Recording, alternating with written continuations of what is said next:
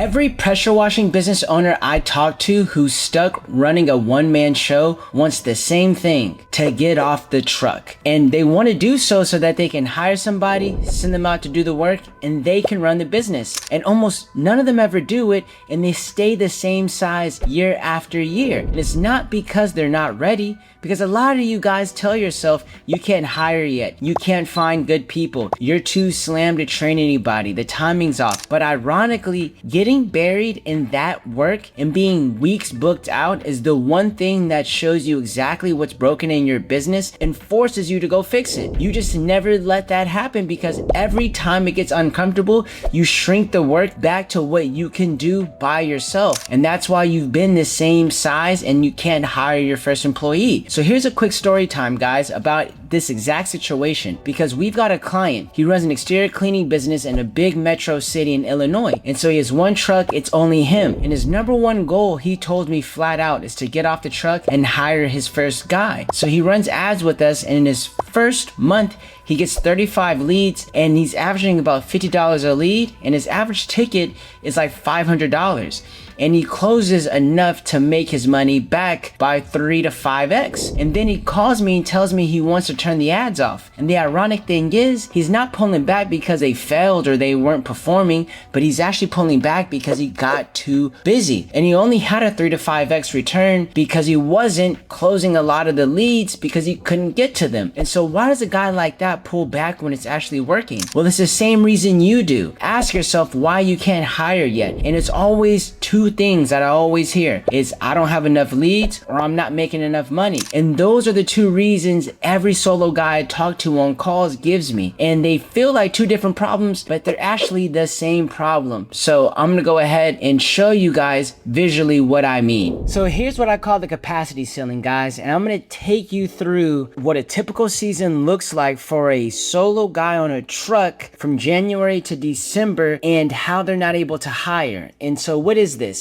Well, right here, there's a green line is how many jobs you need in order to get an employee. Now, guys, don't worry about the jobs. I'm just using figurative numbers right here. For some guys, it might be higher. For some guys, it might be lower. This is just so that you guys can visually map this out. Now, your capacity is going to be how many jobs that you can get in each month that only you can handle. And that once you go above this red line right here, you start to get in that zone to where you can't handle any more leads at that point, and you need to hire somebody, which is going to be this green line right here. And so right here, you'll see that we have January. And in January, for most markets, guys, it's pretty slow, so you're not going to have that many leads. Same thing with February. And then what happens in March? In March, a lot of you guys will hit your capacity. So you have just what your capacity looks like. And then for March, you're fine. You're like, hey, spring's happening. I'm happy. We're coming out of the winter. I got jobs lined up all of March. Things are looking good. Then you go into this next month of April. And in April, you're above your capacity. So you see this red line right here? You're above it. And this new employee line right here where you need one is this green line. So you're almost, this is in April where you're like panicking kind of, where you're like, hey man, I'm 5-6 weeks booked out. Or man, I can't answer the phone right now. Or I have to pause the ads. So what happens that next month in May? You end up actually just basically going back to your capacity again when you should have been pushing more to go ahead and get that next employee to where you get enough to where you can get that next employee, but you don't. You may turn your ads off, you may stop answering the phone, whatever it is, and you go back to your capacity. So then in June, you might just reach the same thing with your capacity again, and you're not gonna go past that right now because what? It gets uncomfortable. So you just kind of stay at your capacity again. And then in July, in most markets, as we know, it slows down a little bit. You have holidays coming, and so now you're not at your full capacity yet. You may be a little bit comfortable, and you might be looking for ways to get some more jobs. Then we know in August time frame, it gets even slower. But that's expected. So you're still not at your capacity yet. What's funny and ironic is that during these months of June, July, and August are when most clients are actually hitting us up. Not clients, but prospects are hitting us up saying, hey, I want to start running ads because I'm a little bit slower. And then what ends up happening? In September, you go back to reaching your capacity again because things are picking back up for that second, what I like to call that second season in the fall time of September, October, November. And then October, you're slammed. And why are you slamming in October? Because a lot of people are preparing for the holidays, and also you might be transitioning into Christmas light season 2. So not only are you taking on pressure washing jobs, but you're taking on Christmas light installation jobs as well. And so you're above your capacity again. And so you're like, man, I just want to close out this season. So you might just turn off all your pressure washing stuff, even though it may be doing good because you're trying to prioritize Christmas lights. Or what you do is you end up saying, hey, I have the pressure washing stuff. It's going to get cold here soon. And really, you know, you could probably squeeze out some more jobs, but you don't do so because you're just like, I'm at my limits right now. I have enough work to do what? Carry you through November. And so November, you're like, hey, if I'm not at my max capacity, that's fine. I'm winding down the season. It's going to get cold, or I'm doing Christmas lights and I'm busy with that. And so now you've just reached your capacity. You're a little bit below your capacity. And so that's what happens. And then you have December where you're not really getting anything. And so this is how a typical season looks for an exterior cleaning business when you're a solo guy, is that you'll reach these periods where you want an employee. But guess what? The reason why you never pull the trigger on it is because you don't ever push yourself to that point where you have no choice but to hire an employee. And so the main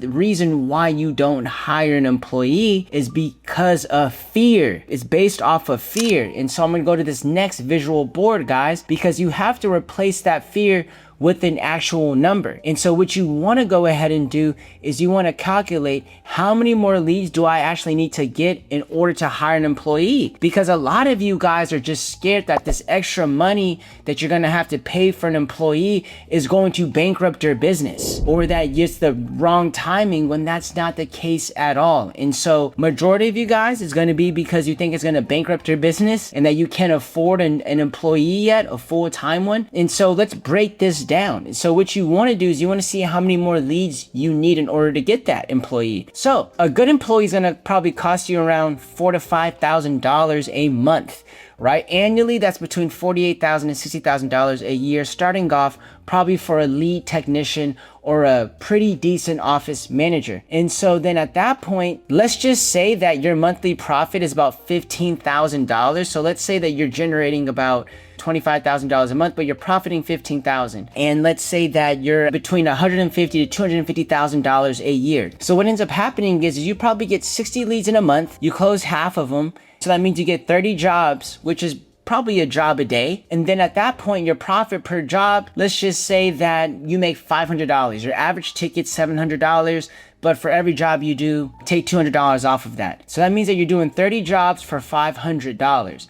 And if you go ahead and do 30 jobs for $500, that's $15,000. And now we can change this, guys, to be whatever number it may be, but I'm just using this as an example for right now. So you have $15,000 every single month at that point, but you're like, Jonathan, I got bills, I got this, that, and the other. Hey, I understand. So if we look at it, if that employee's gonna, let's just say we want a top-notch lead technician, or a technician that we can train into a lead technician, or a decent office manager, that's gonna cost us $5,000. So your profit per job is about $500. So that means that you need to get 10 extra jobs, because 10 times 500 is 5,000 in order to go ahead and to afford this employee. So if you need 10 extra jobs and your close rate is 50%, that means overall you need 20 extra leads a month. Because if 10 extra jobs are needed and you have a 50% close rate, you need to get 20 extra leads if this is how your numbers were to look. And so this is where I say you have to reverse engineer your numbers. These numbers aren't going to fit for every business, but this is usually where most of the guys that are on the truck are at, because you're making really good money. You have no employees.